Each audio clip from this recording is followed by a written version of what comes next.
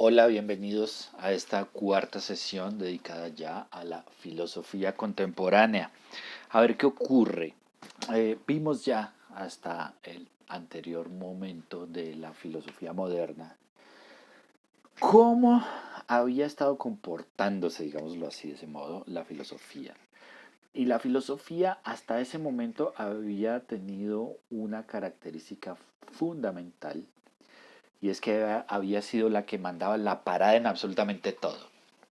Que si no entendíamos algo, ¿cómo hacemos? No sé, pregúntele al filósofo. Señor don filósofo, mire cómo hacemos esto. Ah, no sé, espérese, yo analizo, veo, investigo, pienso, etcétera, reflexiono. Y cuando ya sepa, le doy una respuesta.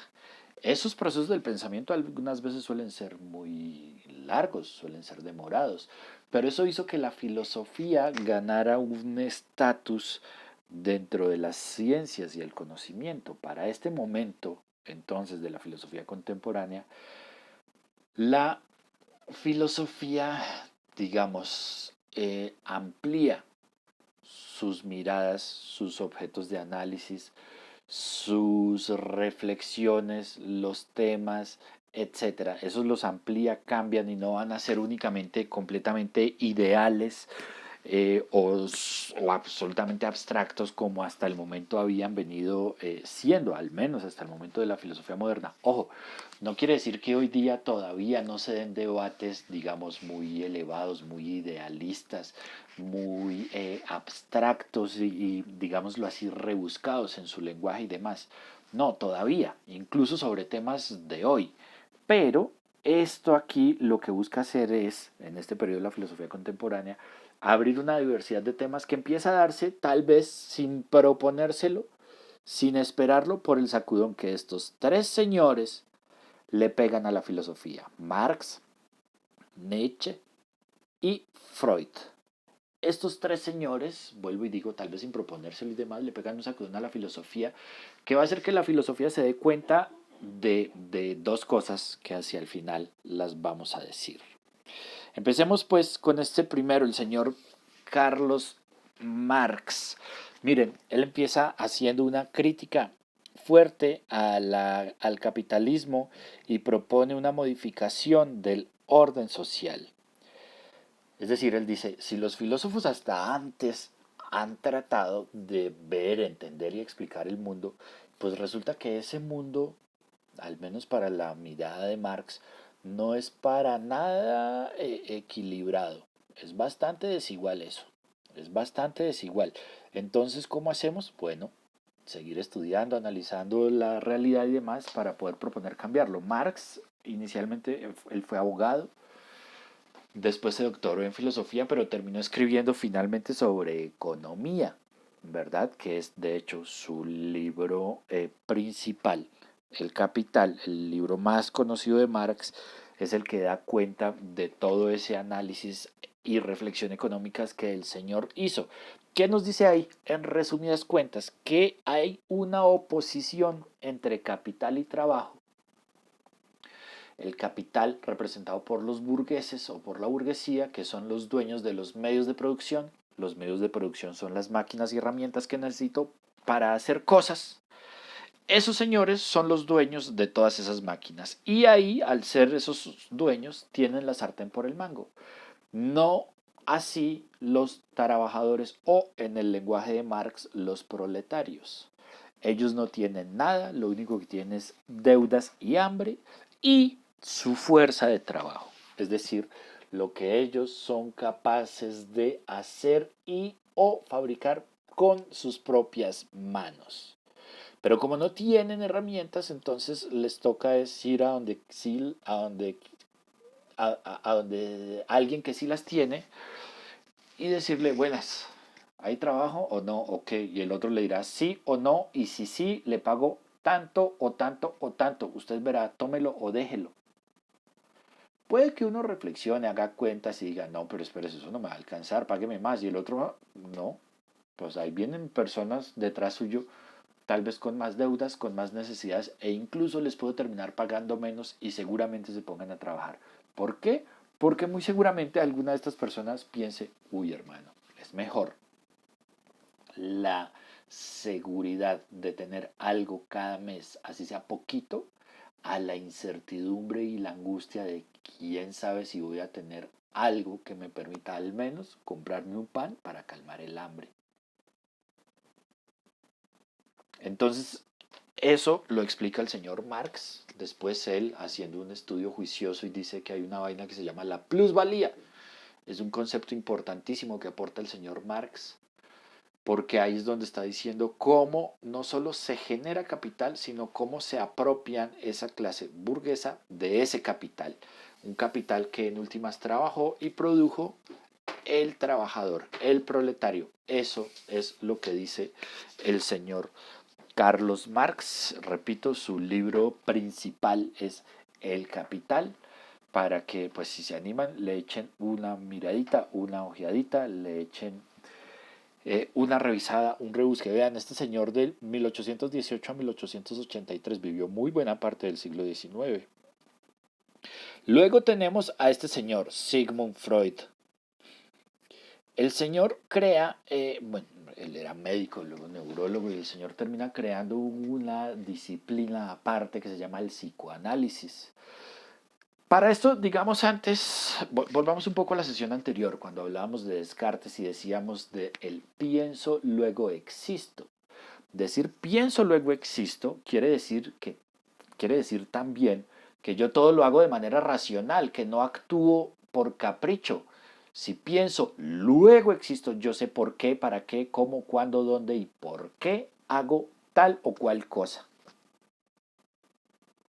Pero si eso es así, entonces, y en eso empieza a reparar el señor Freud, ¿por qué entonces hay veces en las que, hermano, yo no sé, yo actúo como que, sin saber por qué? Voy caminando por la calle, de pronto paso por un césped, veo que hay un diente de león y digo, ¡ay, tan bonito! Y aún así lo pateo, ¡puf! ¿Por qué? Si igual ya dije que estaba bonito, ¿por qué quiero desbaratar, destrozar, destruir, acabar con algo bonito? No se sabe. Piensen ustedes de pronto si han estado en una fiesta, conocen a alguien, con ese alguien están bailando, jajaja, jejeje, jijiji, jojojo, y se terminan besando. Esto es un ejemplo hipotético. Se terminan besando con esa persona que recién conocen en esa fiesta. Después, su pareja, que no fue a la fiesta con ustedes, les dice, oye, me dijeron que en la fiesta en la que estuviste ayer y a la cual yo no pude ir contigo, te besaste con alguien. ¿Eso es cierto? Y uno pues de una dice, no, pero mira, hay una foto. Ah, bueno, entonces sí, sí, ya no nos vamos a poner tan, digamos, descarados de negar lo ultra evidente, ¿no? Y uno empieza, no, pero es que mira, que es que yo, que lo pienso, que es que solo te pienso, que te tengo muy presente, que no sé qué, y viene ahí la palabreja. Si lo hice fue inconsciente. Una categoría que el señor Freud crea en contraposición a lo consciente. El inconsciente es el que me pone a mí a hacer cosas sin saber por qué. Ahora, con el psicoanálisis resulta, lo vemos aquí en la foto del centro, Freud crea también unas categorías importantísimas que son esa del yo, el superyo y el ello. El superyo tiene fines altruistas, es el que todo lo quiere bueno, todo lo quiere bello, todo lo quiere bonito, pero aún así no todo lo puede. El ello, por su cambio, es esa parte como malvada que dice, no, pero es que yo, ¿por qué tengo que aguantarme a todo el mundo? ¿Por qué en vez de decirle a una persona, qué pena, me da permiso, yo por qué no en vez le digo, quite de ahí, le doy patadas, puños, empujones, etcétera, y voy y me instalo donde quiero? Esas dos formas no las podemos alcanzar a hacer completamente, ni las formas del super yo, ni las formas del ello, y se sintetizan en el yo. ¿Qué es eso que yo finalmente soy? Eso que yo muestro ser. Eso o ese que la gente ve que soy yo. Eso soy, eso es el yo. Luego, entonces, con Freud tenemos que no todo es racional y que parece que sí hay cosas que definitivamente se nos escapan a nuestro entendimiento, y de nuestro pensamiento y de nuestro control. Luego, no todo nuestro actuar ocurre de manera absolutamente consciente. Y finalmente tenemos a este señor, a Friedrich Nietzsche, que vean, una vida corta, la mitad del siglo XIX la que tuvo el señor. Y él dice, a ver, nosotros no hemos podido entender completamente lo que queremos entender de la naturaleza porque hay una fuerte, digamos, como una fuerte vigilancia que impone, que se nos impone a través de la moral cristiana. Esa moral cristiana no nos deja enfrentarnos de mejor manera. Para eso debemos superar la idea de Dios y crear el superhombre, dice Nietzsche. ¿Cómo así que crear el superhombre? A ver, empecemos por eso de la moral cristiana, cómo no nos deja actuar. Supongamos que nosotros nos queremos hacer un tatuaje, pero no nos dejan nuestros papás. Y ese no es simplemente que digan no y punto, sino que dicen no porque mire qué. Nos llenan de categorías, dirá Nietzsche, morales, ¿cierto? No porque el tatuaje es para personas, qué sé yo, delincuentes, para personas que son problemáticas, para personas drogadictas, para personas borrachas, qué sé yo. Estoy poniendo aquí unos ejemplos sumamente exagerados. Pero entonces resulta que resulta que yo conozco a alguien que tiene tatuajes y no es como me dicen mis papás, ni alguien delincuente, ni alguien drogadicto, ni alguien borracho, ni alguien problemático. Luego yo digo, oiga, sí, esto no tiene ningún problema y me hago yo el tatuaje, pero no así como lo haría uno ahorita, que es a escondidas de su papá y su mamá, sin que ellos lo vean, y se lo hace por aquí en la axila, bien escondidito, bien tapadito, cosa que no lo vean. No, se hacen el tatuaje, pero su papá y su mamá están viendo que se están haciendo ese tatuaje. Y es más, mientras se hacen el tatuaje, su papá, ustedes ni siquiera están pensando en qué estarán diciendo un papá y mamá. Ni siquiera. Ellos son como dos muebles más ahí. Esa es la propuesta del señor Nietzsche, que viendo bien, después de todo, no parece tan fácil de ponerse en práctica. Estos tres señores, cada uno a su manera, le pega un sacudón pues a la filosofía. Marx, recordemos, diciendo, no, esto no es como nos lo muestran y nos lo pintan, esto puede cambiar. Freud diciendo, esto no es del todo racional.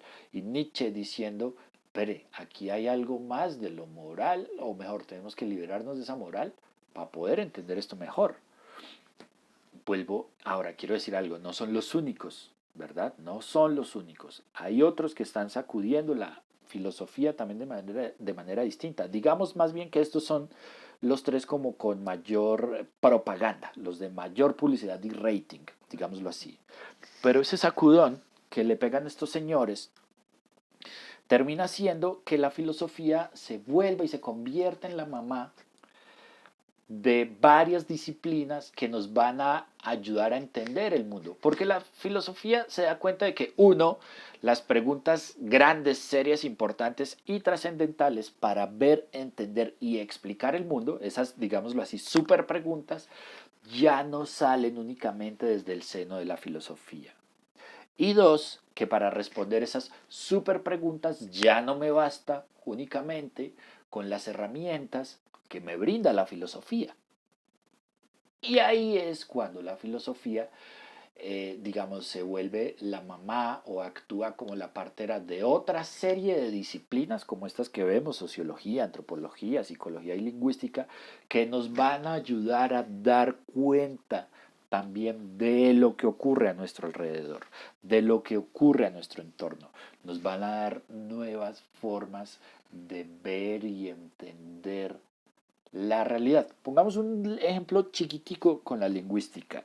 La lingüística dice, por ejemplo, o bueno, entre otras cosas, que el lenguaje construye realidades. ¡Wow! ¿Cómo así? Entonces resulta que las cosas no existen porque yo las veo ahí, sino que las cosas existen porque yo las puedo nombrar. Recordemos, por ejemplo, 100 años de soledad, el primer párrafo. El mundo era entonces tan reciente que muchas cosas carecían de nombre y para mencionarlas había que señalarlas con el dedo. Entonces las cosas existen porque están y las puedo ver, o porque están, las puedo ver y además nombrar. Tal vez eso es lo que me pone a mí a decir que si en este momento así no estemos, por ejemplo, ahorita cerca al mar, si yo digo el mar, todos nos transportamos allá, porque el lenguaje me ayuda a recrear, ver, entender, qué sé yo, imaginar esa nueva realidad. Esto pues como para que tengamos ese ejemplo pequeño de cómo empiezan en este momento a actuar los nuevos temas y los nuevos perfiles de análisis en la filosofía. Les agradezco mucho y que tengan ustedes, o mejor, que estén ustedes muy bien. Gracias.